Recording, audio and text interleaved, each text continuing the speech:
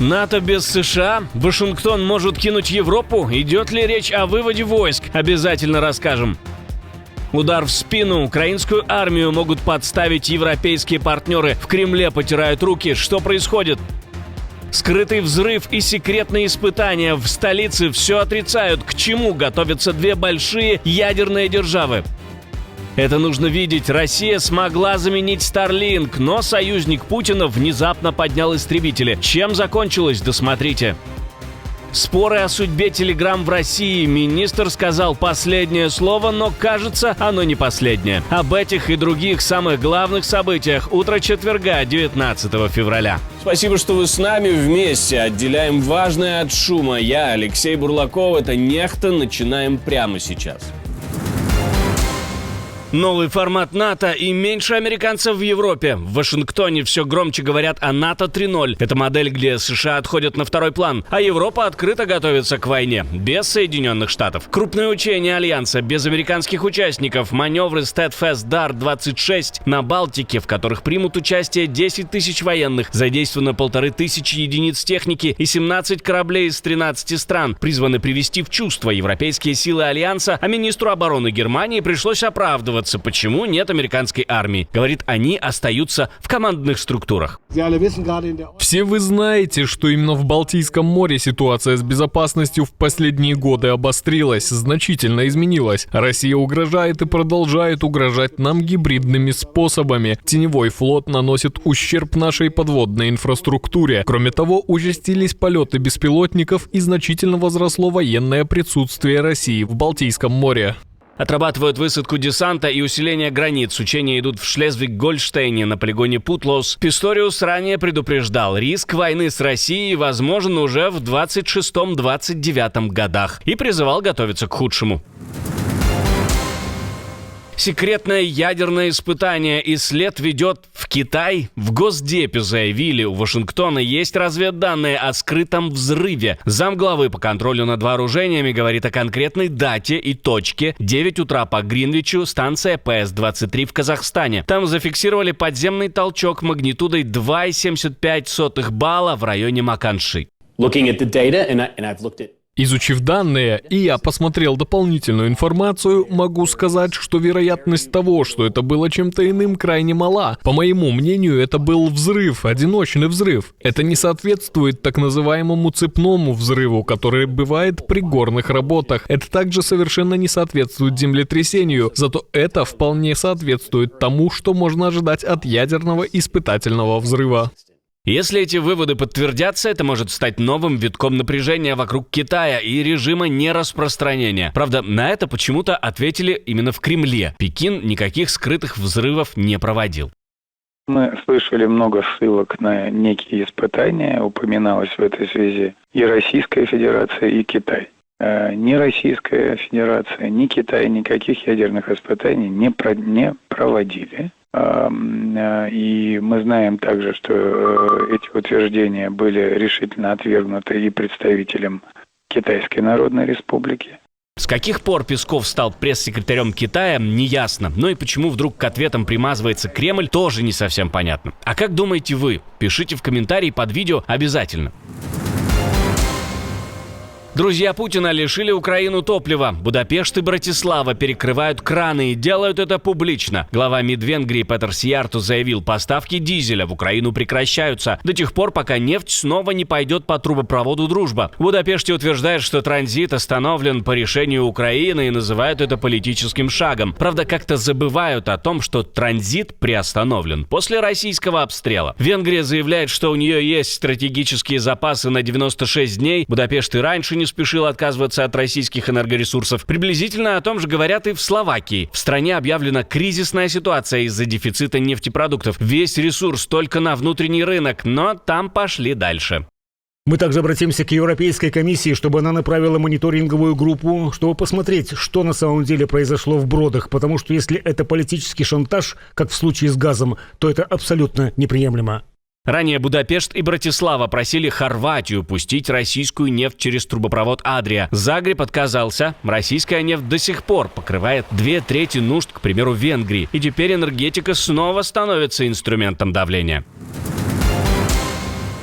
Пока Венгрия и Словакия пытаются угодить Москве, там пытаются подкупить Вашингтон. Величайшая сделка или санкции в обмен на нефть? По данным The Economist, Кремль якобы предложил людям из окружения Дональда Трампа доли в российских энергетических мегапроектах. Речь о добыче в Арктике, редкоземельных металлах, дата-центре с ядерным питанием и даже тоннеле под Беринговым проливом в обмен смягчения американских санкций. Источники издания утверждают, для встречи Путина и Трампа в прошлом году готовили записку о сокровищнице ресурсов и триллионной выгоде. Звучала цифра $12 триллионов. Такую же сумму мы слышали якобы от спецпосланника Путина Кирилла Дмитриева. Но расчеты The Economist показывают, даже в оптимистичном сценарии речь может идти примерно о 340 миллиардах в год. И то, если все восстановится до уровня 2021 года. Официально эту историю пока не комментировали.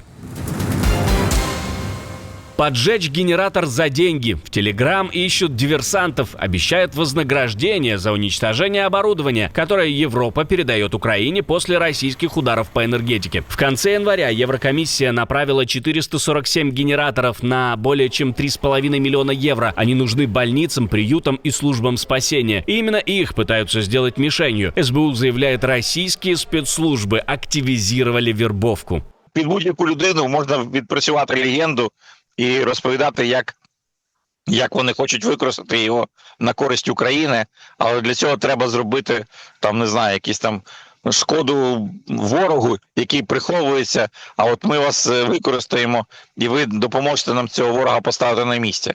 Людина, не знаючи, що насправді вона працює на ворога, а не проти ворога, і погоджується на такі речі без перевірки, без розуміння того, що насправді відбувається. Людям звонят от имени СБУ и ГУР, шантажируют уголовными делами или создают фейковые женские аккаунты на сайтах знакомств. Сначала общение, потом обвинения в связях с РФ и предложение сотрудничать. Украинцев просят следить за людьми, переносить пакеты, покупать химию, поджигать авто военных. СБУ подчеркивает, силовики не дают таких заданий и призывает сразу сообщать о подобных предложениях.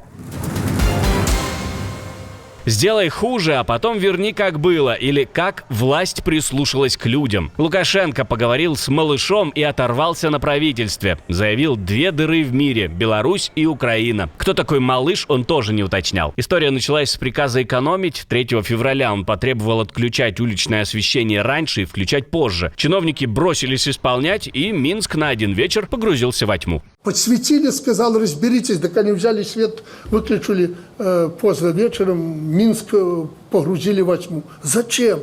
Я же от вас этого не требовал. Ну, вы всегда говорите, аккуратно делать, все красиво. Ну так где ж красиво? И что-то на президента обрушилось. Я уже прохожу домой, малыш включает это. Ну зачем тебе, говорит, это? Я говорю, что надо было? Ну вот Украина, говорит, вот Беларусь. 2 дыры, говорит, в мире. Черт. В сети его назвали фраером, который отступил, но, говорит, я не отступал, а это экономия. 10-15 минут в день дают деньги на пенсии. С 1 февраля их подняли на 10%, но после шквала жалоб эксперимент все же отменили. Следите за своими телефонами, с них уже могут украсть ваши деньги. В Казахстане, к примеру, растет число мошенничеств с поддельными кодами. Злоумышленники не взламывают банки, они просто меняют наклейку с QR-кодом и ведут людей на фальшивые сайты. Те же логотипы, те же цвета, отличается только одна буква в адресе. Дальше просьба ввести данные карты или код из СМС, и деньги списываются. В одном случае посетительница кафе потеряла крупную сумму, в другом мужчина оплатил парковку, а потом лишился денег. Были и уведомления о посылке с QR-кодом на двери квартиры. Итог 1. Сканируешь и попадаешь в ловушку. Эксперты советуют проверять адрес сайта и не вводить данные карты на подозрительных страницах.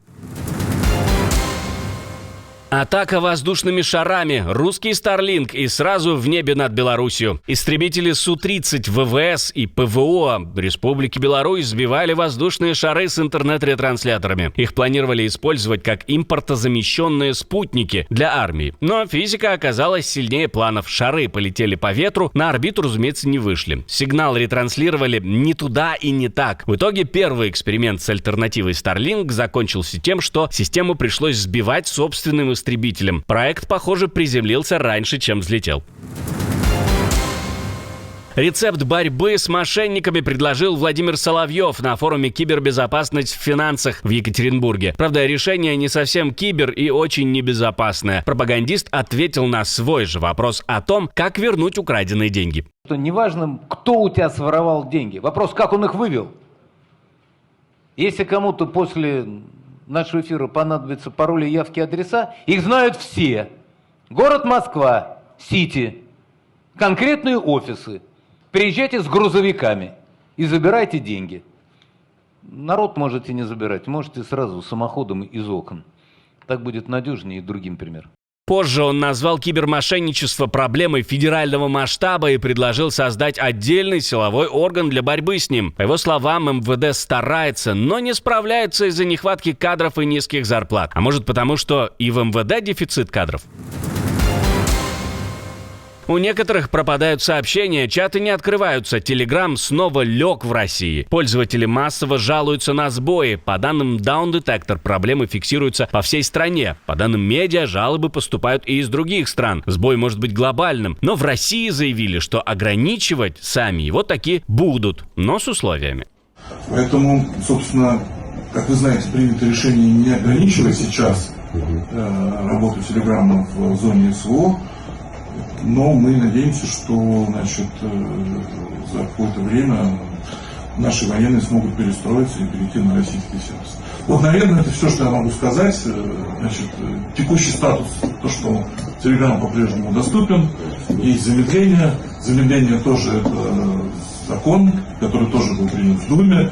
Более того, российский министр заявляет, что доступ к перепискам в Telegram имеют иностранные спецслужбы. То есть на войне его не ограничивают, даже несмотря на это. А у нас, как вы, наверное, помните, есть предложение, как можно всегда оставаться на связи анонимно и безопасно. Мы разработали свой VPN и предлагаем вам им воспользоваться. А в прошлом выпуске мы говорили об итогах переговоров, планируемой встречи Зеленского с Путиным, нападение на парламент прямо накануне обращения президента к нации. На этом фоне Путин повышает ставки и выдвигает Западу прямой ультиматум. Москва хочет переписать правила игры под себя. Безопасных территорий в России становится все меньше, а в мире спорта возвращаются флаги России и Беларуси на Олимпиаду, но с такими нюансами, что радоваться там пока точно рано. Если вы еще не видели, обязательно посмотрите, ну а мы встретимся с вами уже вечером.